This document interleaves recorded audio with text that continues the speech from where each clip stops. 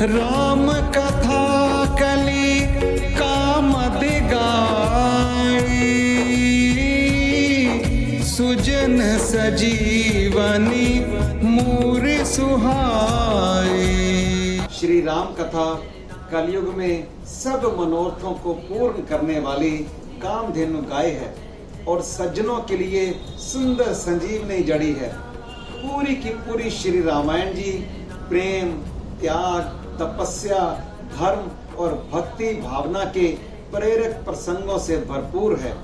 फिर भी कुछ प्रसंग ऐसे हैं जिनकी याद आते ही मन प्रफुल्लित हो उठता है, स्पंदन होता है, वाइब्रेशन होने लगती है। सैकड़ों हजारों बार सुनने के बाद भी मन नहीं भरता। उनमें से ऐसा ही एक प्रसंग है प्रभु प्रेमी भक्त श्री रामचरण अनुरागी श्री मतंग ऋषि जी की परम शिष्या भिल्लनी शबरी जी का। भक्ति, भावना, श्रद्धा, आस्था उसमें कूट कूट कर भरी हुई थी। शबरी का असली नाम श्रमणा था। वह भीर समुदाय के शबर जाति से थी, इसलिए उन्हें भिल्लनी या शबरी कहा जाता है। गुरुदेव भी शबरी से बड़ा स्नेह करते थे। जब गुरुदेव जी के शारीरिक चोले को छोड़ने का समय आया तो शबरी को बहुत दुख हुआ। तब अपनी शिष्या शबरी का धैर्य मजबूत करते हुए गुरुदेव ऋषि मतंग जी ने वचन फरमाए कि तू अधीर मत हो।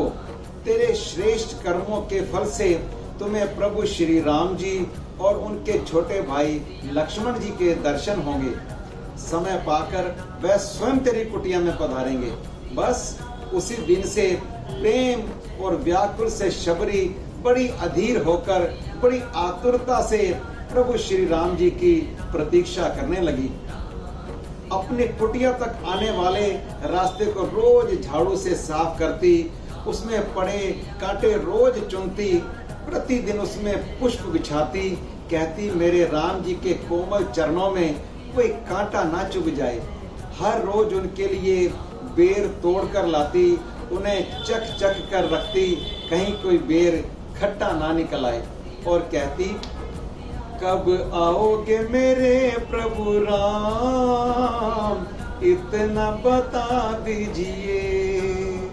कब आओगे मेरे प्रभु राम, इतना बता दीजिए।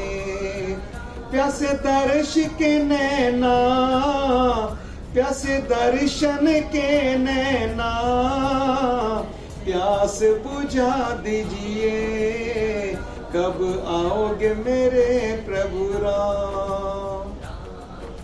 खट्टे मीठे बेर रोज चुन चुन लाती हूँ, चुन चुन लाती हूँ। सपनों में रोज तुम्हें भोग लगाती हूँ, भोग लगाती हूँ। कभी आके साक्षात है राम, कभी आके साक्षात है राम, भोग लगा लीजिए। कब आओगे मेरे प्रभु राम। ऐसा करते करते काफी समय बीत गया, बुढ़ापा आ गया, लेकिन उसने आस नहीं छोड़ी, अपना नित्य नेम जारी रखा। उसका भरोसा सच्चा था। सबसे कहती फिरती देखना मेरे राम एक दिन जरूर आएंगे, मेरे गुरु जी का वचन मिथ्या नहीं हो सकता। सभी सुनने वाले उसकी बात सुनकर हंसते थे। कहा ये नीच जात की भिल्लनी और कहा राजा रामचंद्र जी, और ये कहती है मेरी कुटिया में आएंगे। लेकिन शबरी किसी की बात का बुरा नहीं मानती थी और हर रोज कहती थी सुन सुन ताने ना दिल मेरा डोले जी, दिल मेरा डोले जी। हर पल सुबह शाम राम राम बोले जी, राम राम बोले जी। सारा जग हुआ बेगाना, सारा जग हुआ बेगाना, मुझे अपना बना लीजिए। कब आओगे मेरे प्रभु राम, कब आओगे मेरे प्रभु राम, इतना बता दीजिए।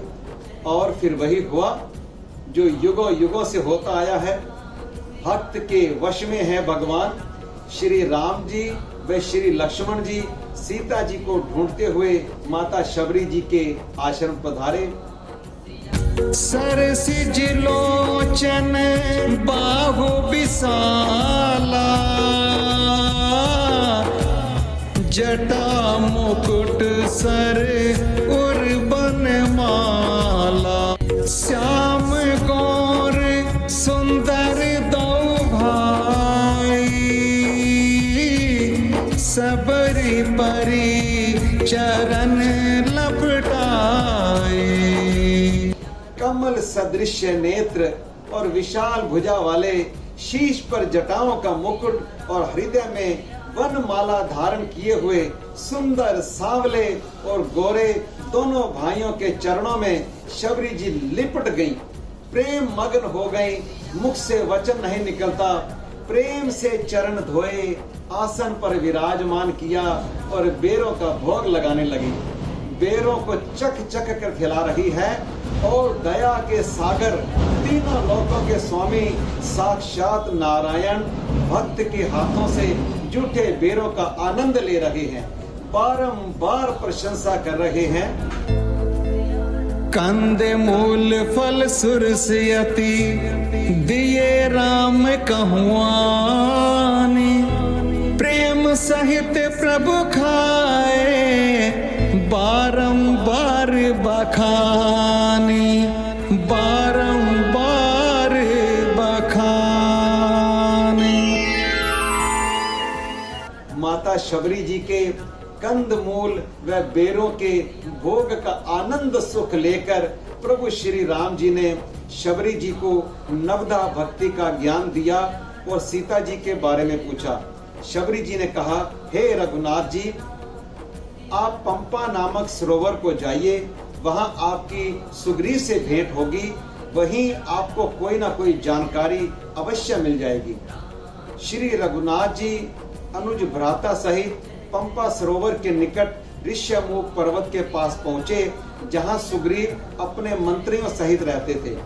श्री राम जी और लक्ष्मण जी को देखकर उसके मन में शंका हुई कि ये साधारण मानव नहीं लग रहे, इस ओर आने का इनका क्या प्रयोजन हो सकता है। इसका भेद जानने के लिए सुग्रीव ने अपने मंत्री अतुलित बलधाम और बल बुद्धि के निधान पवन कुमार श्री हनुमान जी को भेजा।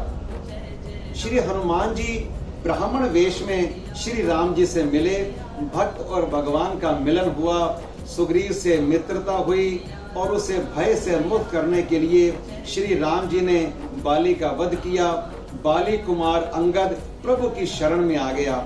सुग्रीव ने मित्रता निभाते हुए सारी वानर सेना व जामवंत सहित प्रभु श्री राम जी का साथ देने का निश्चय किया।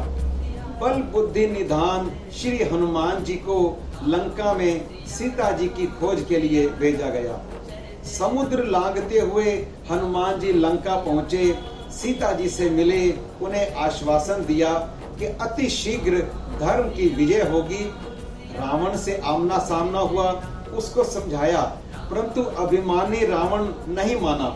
हनुमान जी ने रावण को श्री राम जी की शक्ति का आभास करवाने के लिए सोने की सारी लंका जला दी। अब कपड़ा रावण का, तेल रावण का, रुई रावण की, लंका जलाई रावण की। हनुमान जी ने वो काम किया कि बिना खर्चा फुल चर्चा।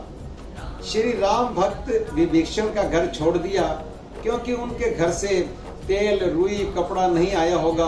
हनुमान जी ने सोचा, जब इनकी इन्वेस्टमेंट ही नहीं है तो इन्हें क्या डुबोना। लंका जलाकर हनुमान जी श्री राम जी के पास वापस आए, सारा हाल सुनाया। रावण युद्ध के बिना नहीं मानेगा। तैयारी शुरू हो गई। समुद्र पार जाने के लिए श्री राम सेतु का निर्माण हुआ। रावण को फिर से समझाने के लिए अंगद को शांति दूत बनाकर भेजा गया। अंगद ने भी कहा, रावण मान जा।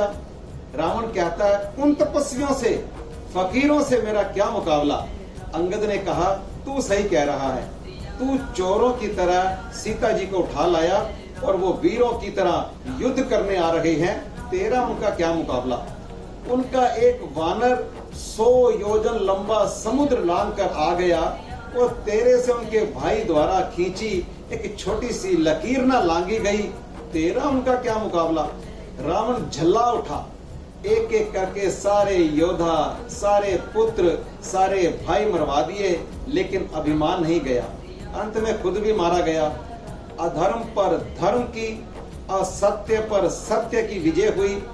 श्री राम जी ने यह सिद्ध कर दिया कि साधन से अधिक साधना महत्वपूर्ण होती है। श्री राम जी ने कहीं कोई चमत्कार नहीं दिखाया कि ऐसे हाथ हिलाया हो, शस्त्र आ गया और दे मारा। जो भी शक्तियां थी, ताकत थी, सब अर्जित थी।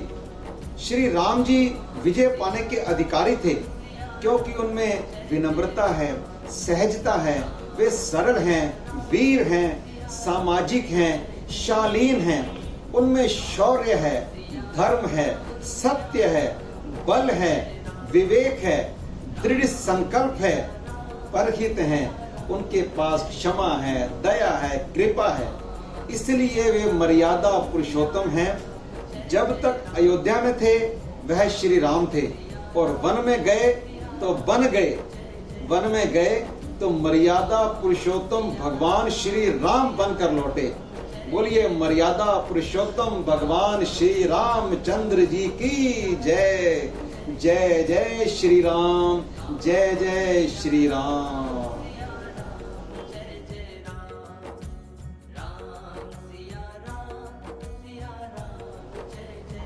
जय श्री राम भक्तों, आज श्री रामायण जी चर्चा में हमारे साथ हमारे विशिष्ट अतिथि जुड़े हैं, श्रीमान सुरेश कुमार जी और साथ में इनकी धर्मपत्नी श्रीमती मिनी जी। आप दोनों का बहुत बहुत स्वागत है हमारे इस कार्यक्रम में। जय श्री राम। जय श्री राम। आइए पहला प्रश्न सुरेश जी आपके लिए, श्री रामायण जी का कौन सा प्रसंग आपको सबसे अच्छा लगता है, सबसे अधिक आपको प्रिय है? वैसे तो देखिए रामायण जी के सभी प्रसंग बहुत अच्छे हैं। ये बताना बहुत ही कठिन है मेरे लिए कि कौन सा प्रसंग अच्छा लगता है, लेकिन आपने पूछा है तो मैं सबसे प्रिय मेरे जो हैं वो लक्ष्मण जी के सभी प्रसंग मुझे अच्छे लगते हैं। जी, कोई विशेष कारण? भगवान श्री राम के प्रति उनका सेवा भाव, भक्ति भाव, अपने सुखों का त्याग एक कमाल का था। जी सुरेश जी, बहुत बढ़िया। लक्ष्मण जी, क्या बात है, बहुत ही बढ़िया उत्तर दिया आपने, बहुत बहुत धन्यवाद आपका। मिनी जी, यही प्रश्न अब आपके लिए, श्री रामायण जी का कौन सा प्रसंग या कौन सा पात्र आपको सबसे अच्छा लगता है, सबसे अधिक प्रिय है? मुझे जटायु जी का प्रसंग सबसे अच्छा लगता है। सुरेश जी, दूसरा प्रश्न आपके लिए, आप सपोज कीजिए श्री रामायण जी पर आधारित कोई फिल्म बन रही है, उसमें आपको किसी पात्र का रोल करने का मौका मिल रहा है, तो आपको अगर यह मौका दिया जाए तो आप कौन से पात्र का रोल अदा करना चाहेंगे? श्री लक्ष्मण जी मेरे प्रिय हैं जी। मैं लक्ष्मण जी का रोल ही अदा करना चाहूँगा। लक्ष्मण जी का, अच्छा, विवरण आप पहले दे चुके हैं, बहुत बढ़िया, वेरी नाइस। मैंने जी यही सवाल अब आपके लिए, आप कौन सा रोल अदा करना चाहेंगी? मैं लक्ष्मण जी की पत्नी उर्मिला जी का रोल निभाना चाहूंगी। बहुत बढ़िया, बहुत बढ़िया, उर्मिला जी का। अच्छा, ये पति देव लक्ष्मण जी हैं तो ऑब्वियसली नेचुरल उर्मिला जी का। बहुत बढ़िया, बहुत बहुत धन्यवाद आपका, बहुत अच्छे उत्तर दिया आपने, बहुत बहुत धन्यवाद आपका। जय श्री राम जी, जय श्री राम। अब भाग 7 की उत्तरावली। प्रश्न 1 का सही उत्तर है जी चंद्रहास। प्रश्न नंबर 2 का सही उत्तर है जी दक्षिण। प्रश्न नंबर 3 का सही उत्तर है जी पिता। प्रश्न नंबर 4 का सही उत्तर है जी आकाश। प्रश्न नंबर 5 का सही उत्तर है जी पंख।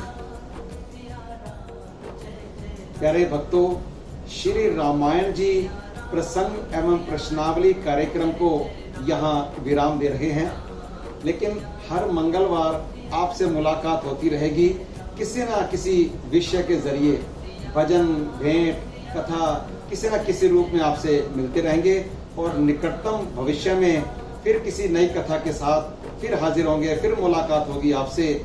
आपको हमारा ये कार्यक्रम कैसा लगा, अपने विचार हमें कमेंट बॉक्स में अवश्य दें और अगर आपको हमारी ये वीडियो पसंद आई हो तो कृपया लाइक करें, शेयर करें, हमारे चैनल को सब्सक्राइब करें और साथ में बने बेल के बटन को दबा दें ताकि हमारी आने वाली हर नई वीडियो की जानकारी आपके पास पहुंचती रहे।